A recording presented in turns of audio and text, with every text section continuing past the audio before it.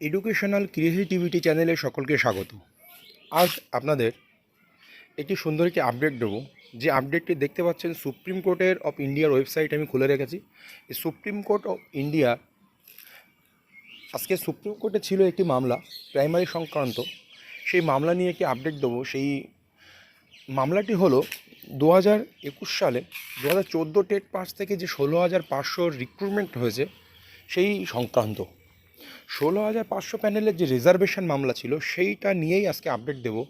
আপনারা দেখুন, আজকে এই মামলার হিয়ারিং ছিল, যে কি আছে এর আপডেট। ডায়েরি নম্বর 34277 SLPC, দেখতে পাচ্ছেন পিটিশনার নেম অচিন্ত ধারা, the state of West Bengal. Status হচ্ছে ডিসপোজড, মামলাটি ডিসপোজড হয়ে গেল।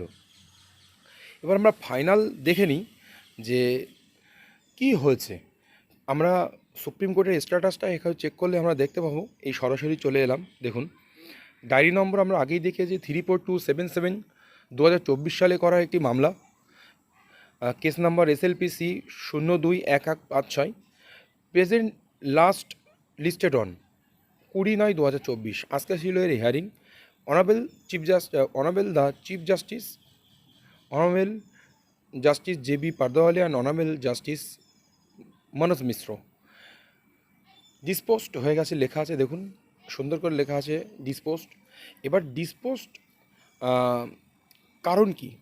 শুধু ডিসপোজড হলে কি হয় যে একজনের পক্ষে অর্ডার গেছে কি না গেছে, কিন্তু এটা কি দেখুন খারিজ হয়েছে, ডিসমিসড হয়ে গেছে, খারিজ করে দিয়েছে টোটালি।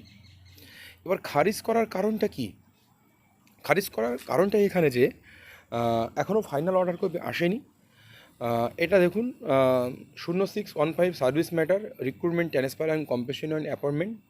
পিটিশনারদের নাম এখানে দেওয়া আছে। অন্য অন্য পিটিশনারদের নাম, মেন পিটিশনের নাম হচ্ছে অচিন্ত ধারা, আর বাদবাকি পিটিশনারদের নাম এখানে কিন্তু বিস্তারিত লিস্টেড দেওয়া আছে। কিন্তু একটা জিনিস মনে রাখতে হবে, কেন হঠাৎ করে এটি ডিসমিস হয়ে গেল। এটা হচ্ছে পিটিশনারদের পক্ষে যায়নি, যারা নট ইনক্লুডেড আছে তাদের পক্ষে এই কেসটা যায়নি। আবার ইন সার্ভিস যারা আছে তারা চিন্তায় ছিল যে এখান থেকে আবার বাতিল হয়ে যাবে কি না যাবে, সেটা নিয়ে একটা সমস্যা ছিল।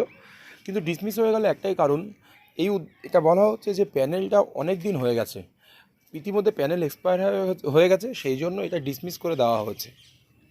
বিস্তারিত আমরা জানবো। যেহেতু আজকে ডিসমিস হয়েছে, একটা অর্ডার কপি তো আপলোড হবে আজকালের মধ্যে, বা সোমবার, সম্ভবত শনি রবি কোর্ট বন্ধ, তো সেটা আসলে কিন্তু আমরা আরও বিস্তারিত জানতে পারবো এই বিষয়টি সম্পর্কে। তো সেই জন্য পরবর্তী আপডেটের জন্য আপনারা অবশ্যই ওয়েট করুন। আমরা পরবর্তী আপডেট আপনাদেরকে দিয়ে জানাবো। ধন্যবাদ।